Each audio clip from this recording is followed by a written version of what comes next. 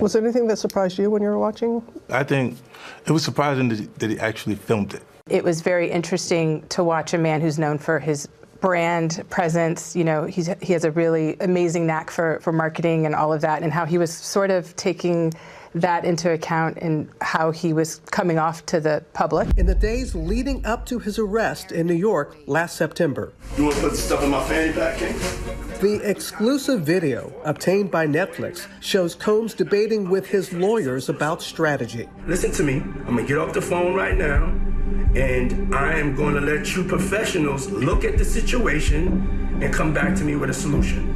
No matter what nobody said. Let's just here and there, y'all are not working together the right way. We're losing. 50 Cent just dropped never-before-seen footage of Sean Diddy Combs in his Netflix documentary, and Diddy is losing his mind trying to get the whole show shut down. New details about Diddy's crimes and how his mother was allegedly pulling the strings behind everything are finally surfacing. Diddy's mom, Janice, might actually be the real reason Diddy turned into the monster he is today. You got to realize that, you know, he didn't get all this from his daddy, because he didn't know his daddy, even though they try to say his daddy was some big time drug dealer in the whole 9 yards. You understand? He didn't get this from his daddy. You got to realize, man, you know, his mother had a modeling agency, and it was alleged that it was also Ladies of the Night, a prostitution ring too. Or these ladies was doing things other than modeling. So the apple don't fall far from the tree. Yeah. So now you got to understand this, and looking at her and some of the stuff that he was saying, and their relationship has changed since I knew them, since I was around them. You understand? This man was talking about that his mother could take her palms and bend over and put them down on the floor. Not bend over, but she could stand straight up and put her palms on the floor, bruh. He's saying that about his mother. Who describes any of their mother actions like that in a sexual way? And then, you know, I don't know how many dudes do kiss their mother in their mouth when they 50, 60 years old or something like that. Netflix released their documentary, Sean Combs, The Reckoning, this week. And in this 4-part series, 50 Cent exposed Diddy like nobody ever has before. Somehow, 50 got his hands on exclusive footage that Diddy himself recorded. This footage showed Diddy straight up telling his lawyers he needs the shadiest people around him. 50 also brought in insiders from Diddy's life and some of his closest friends, and they all dropped information about Diddy that nobody could have predicted. So let's start at the top with the hotel video, which I did a double take because I thought, wait a minute, isn't this Fiddy's documentary? What is he doing with video from inside Diddy's hotel room, which clearly looks to be sanctioned by Diddy? It almost looks like Diddy was shooting a documentary. He thought this whole thing might go away and just wanted to have some really good content for afterwards. How the hell did this video get in the hands of 50 Cent, the arch nemesis of Diddy? Well, I think it was delivered legally, supposedly what they're saying. I think what happened was that when he did this video in the hotel, he was probably thinking that he was going to probably be acquitted and he was going to probably get out, and he could probably run back his last days that before he got arrested, so he can use that for some footage later on. But it sort of backfired on him because now I don't think he wanted it to get out.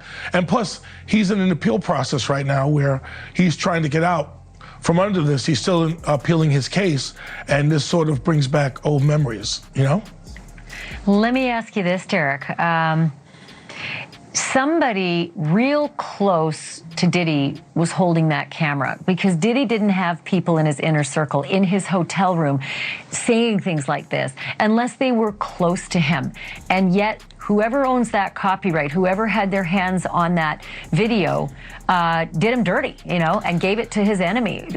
Why and how do you think that happened?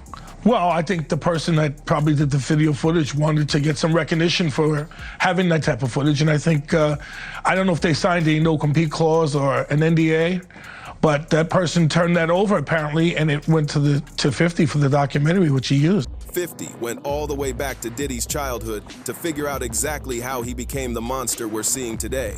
And what he discovered was absolutely wild. Diddy's childhood friend Tim Patterson revealed that Combs' father was a drug dealer in Harlem and got taken out when Combs was just a toddler. After his death, Combs' mother Janice started hosting parties at their home.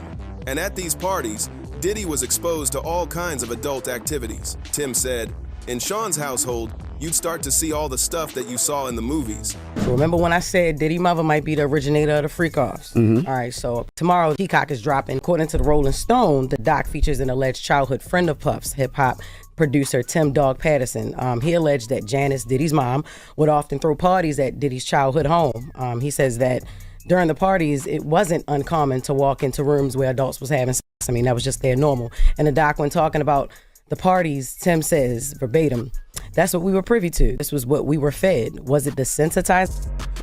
I was at City College. You understand?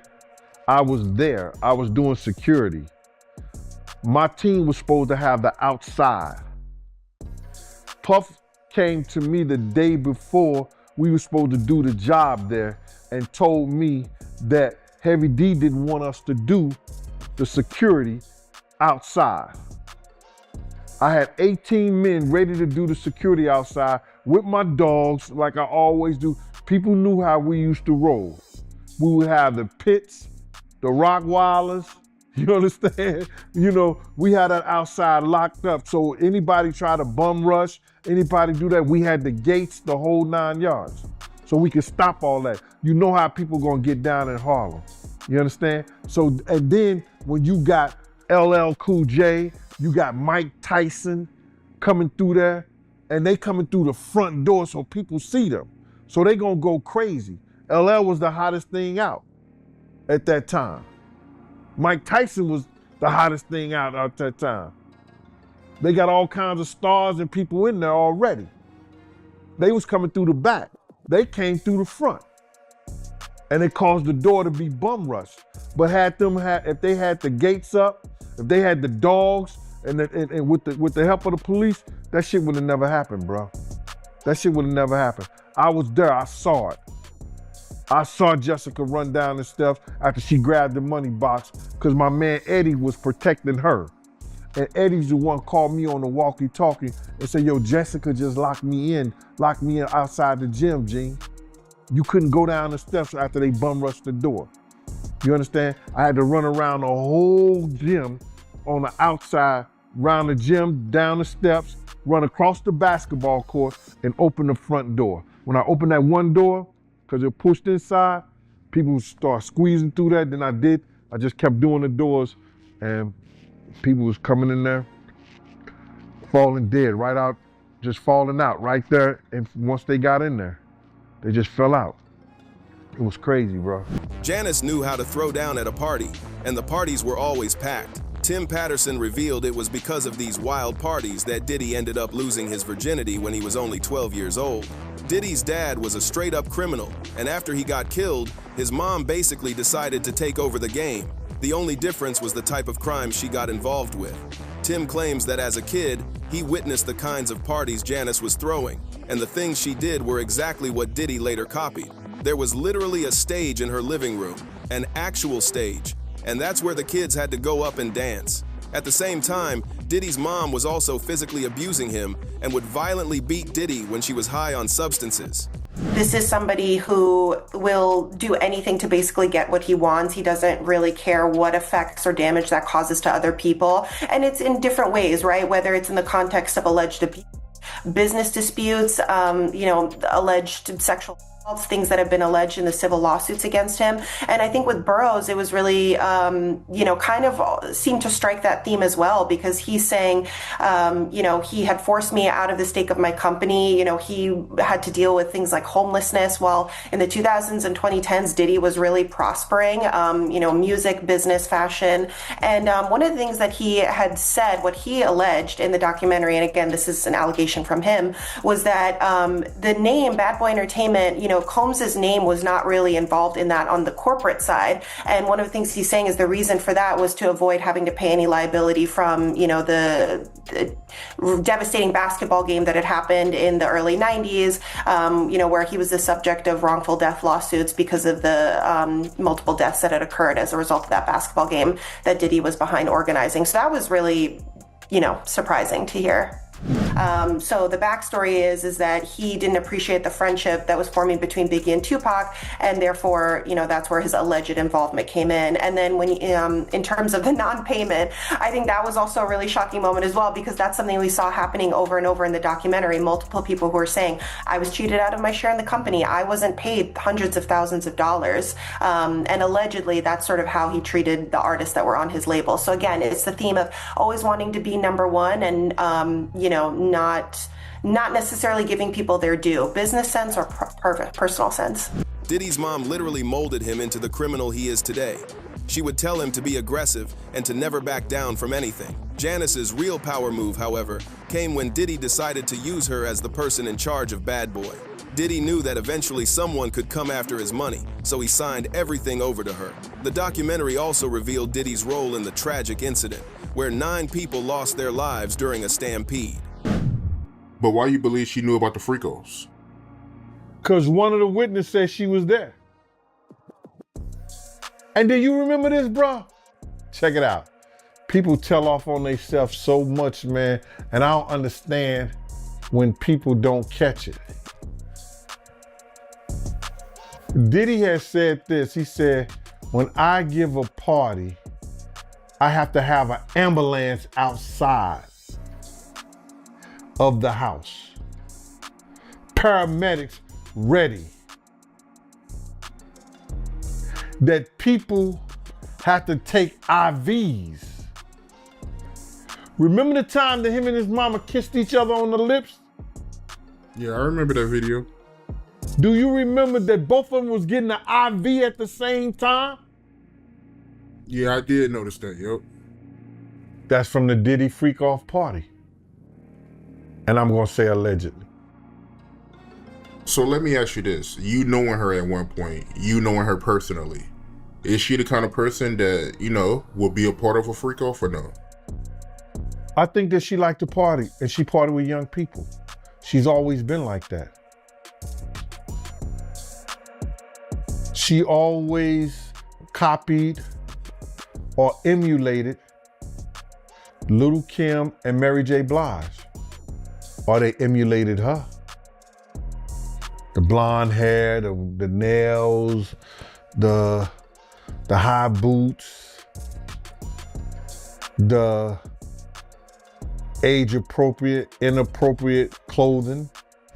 Back in 1991, on Saturday the 28th of December, Diddy organized a charity celebrity basketball game at City College, but didn't hire any security whatsoever. Before the game could even start, a massive crowd started rushing in, resulting in a stampede that took 9 lives. Multiple people warned Diddy before the game started, but Diddy didn't care at all.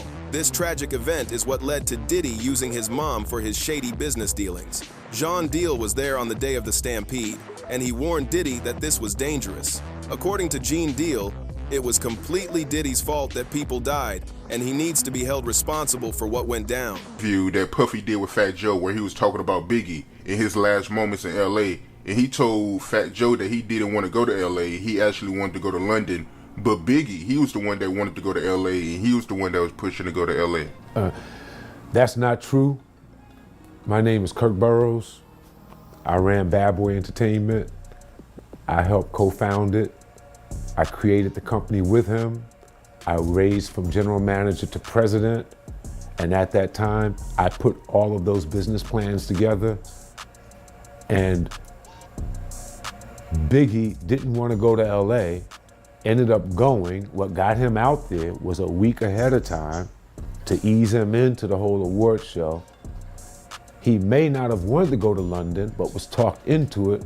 First time ever a rapper of your stature getting this treatment, that would be something he would be interested in doing, but he was easily talked out of it by Sean so that they can make an appearance at an event in LA that Saturday night, a part of the posturing of not only did we come to the award show, not only am I recording my album out here, and Big is gonna help me with some of the writing and maybe do something out here where me and him did this song in LA, I'm out on the town. And it was just too much. You ever heard of someone doing too much? Bad Boy. You think it's Diddy, it's Janice Combs. Janice Combs is Bad Boy. Man, you don't actually sign to Diddy. His name is on a dotted line, but you actually sign it to Janice Combs. Did he ever tell you why that is, or do you understand? Oh, now that I'm older, I know exactly what it is. It's a paper trail, so nothing can come bite me. If you come for me, you ain't coming for me. I ain't got nothing. You going to my mama. Good luck with that. Diddy is only the face of Bad Boy. His mom is the one who actually holds all the real power. According to the interviews and the footage 50 Cent dug up, Janice was one of the main gatekeepers of Bad Boy's money and handled all its problems. Insiders say Diddy signed over critical documents to her, not just because she's his mom, but as a calculated strategy to protect his assets and keep himself covered. The most shocking thing here is that after Diddy's father got killed, his mother actually started telling Diddy he was the man of the house now. And according to reports from some of Diddy's closest childhood friends, Diddy actually developed a weird and inappropriate relationship with his mother. John Deal even told everyone that he suspected there was way more to Diddy's relationship with his mother than what people could see. Diddy Juror 160 that we saw in 50 Cent's Netflix documentary actually gave me off vibes from the very start of Diddy's trial. After her opening her mouth on this Netflix documentary, it confirmed my suspicions that much more. They always say that picking the jury is what could possibly make or break a case. And I think Diddy and his legal team knew that they wanted Juror 160 on this jury. With Diddy's $1 million legal team, he actually hired a jury consultant who is very good at what she does, and what she does is profile the jurors. She looks at everything, their body movements, the way they talk, and she puts it together, picking the people that she believes might be most helpful to Diddy during his trial. One interaction that stood out to me the most during this jury selection process is the fact that Diddy smiled at Juror 160. During the jury selection process, it was reported by multiple different media outlets that Juror 160 said, "I wish I knew the names of the celebrities that were on the list that were going to be brought up during Diddy's trial." And it was reported that when she said that, Diddy smiled. And Diddy most likely smiled about this because she said she wished she knew these celebrities that were being named. That shows that she's pretty much kind of fangirling over celebrities. She wished she knew them, which a lot of people, even myself, feel like this is the vibe that she gave off during her interview on the Netflix documentary. It really threw me for a loop when she brought up the fact that she didn't believe that Diddy was actually nodding at the jury. She just thinks it was a nod that he would normally do because she watched Diddy on Making the Band. Let me ask you this. I get it. When you have a case that's 5 years old, it's hard to get overwhelming evidence that meets the burden of proof beyond a reasonable doubt. When you have cases this old, no matter what Fiddy has found out and put in this documentary, do you see it at all ever possible that Diddy could be involved in a murder trial when it comes to Biggie and Tupac? It could be possible, yes. However, like I said, they need a lot of corroboration to make that stick, because it's really alleged right now as to his involvement. It's not anything that's substantial or concrete that he was involved. It's personally from people talking about it and saying this is what happened. You need some more information to come forward to prove that. Diddy's mom knew exactly what Diddy was running with the freak-offs. She was a regular at all those wild parties. Gene saw her there, and he saw the strange way Diddy acted around her. Janice was the one who actually taught Diddy how to run these operations. The documentary also dug into a much more serious allegation: how Diddy was allegedly responsible for what happened to both Tupac and Biggie, two of the biggest legends in hip-hop. Interviews were conducted with detectives who were actually assigned to Tupac's case, and they said there was overwhelming evidence that Diddy was involved, but they could never prosecute because almost everyone Diddy worked with was too terrified to talk. After Tupac's passing, Diddy is the one who forced Biggie to go to LA. Biggie was scheduled to go to London, and he knew that something bad was going to happen if he went to LA, but Diddy forced him anyway. Later, Diddy made him stay and go to a party where Biggie ended up getting shot, and after Biggie passed away, Diddy became the face of hip-hop and one of the most powerful music executives in America. The only person who could potentially implicate Diddy is Keith D. Keith D, also known as Dwayne Keith Davis. He's a former Southside Compton Crips gang member who was charged in connection with the 1996 Tupac case last year. Keith D filed court papers in a Nevada court claiming that Diddy was actually the person responsible for what happened to Tupac because he allegedly paid Keith D to do it. Keith said Diddy offered him $1 million in exchange for taking out Suge Knight and Tupac, but he never actually paid up. Netflix even got their hands on jurors that were connected to this trial, and these jurors are literally the only reason Diddy got away with everything. One of the jurors was actually a huge fan of Diddy, and it's almost impossible that she wasn't fangirling over him during the entire trial. Kirk Burrows, co-founder of Bad Boy, said the exact same thing. Believe it or not, but the jurors actually described Diddy and Cassie as being too in love. Imagine being so starstruck that you can't even see that a woman is being harmed right in front of you. Cassie testified on the stand while she was pregnant. There was even video footage showing Diddy physically attacking Cassie, but the jurors just didn't care at all. Diddy is getting ready to sue 50 Cent and Netflix. He's desperately scrambling to get the documentary taken down. Interestingly, the only reason 50 was able to get his hands on this footage was because Diddy was too cheap to pay the videographer. If Diddy had paid his employees on time, this documentary would have never gotten made. Diddy's legal team sent a cease and desist letter to Netflix. This documentary isn't just exposing a celebrity, it's unraveling the roots of a legacy built on secrets, manipulation, and a family history darker than anyone could have expected. This story is far from over, and the more that comes out, the closer we get to finally understanding who Sean Combs really is.